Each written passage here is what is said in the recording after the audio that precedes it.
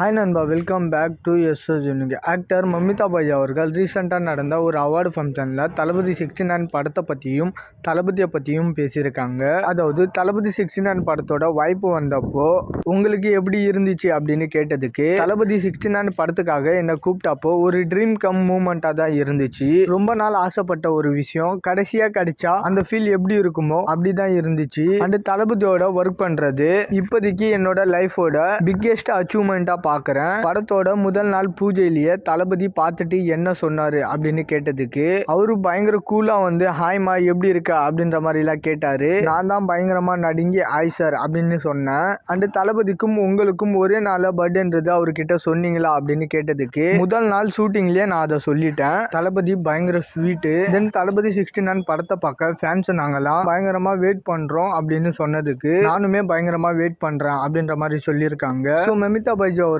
தளபதி 69 படத்தை பற்றி ஃபர்ஸ்ட் டைமாக இப்போ தான் ஷேர் பண்ணியிருக்காங்க.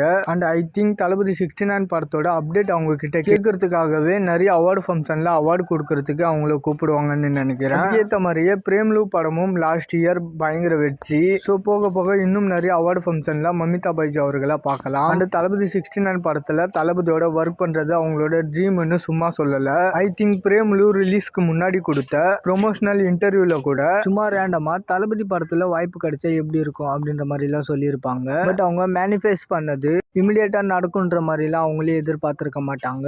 ஸோ பிரேம்லு கிரியேட் பண்ண மேஜிக்னாலே இது நடந்துச்சு. அண்ட் மமிதா பைஜ் அவர்களுக்கு ஆக்டர் தீஜி அவர்கள் பேரா நடிக்கிறதா அவரே சொல்லியிருந்தாரு. இந்த படத்துக்கு அப்புறம் இவங்க தமிழ் சினிமாவோட ஒரு முன்னணி கதாநாயகியா ஆனாலும் ஆகலாம். ஸோ அது இவங்க நடிச்சிருக்கிற கேரக்டரை பொறுத்து இருக்கு. ஓகே நண்பா, இந்த மாதிரி தளபதி 69 படத்தை பத்தி அப்டேட் தெரிஞ்சுக்க மறக்காம எஸ்எஸ் யூனிக் சேனலை சப்ஸ்கிரைப் பண்ணி சப்போர்ட் பண்ணுங்க. இதோட வீடியோ முடிச்சுக்கிறேன். ஓகே, பாய்.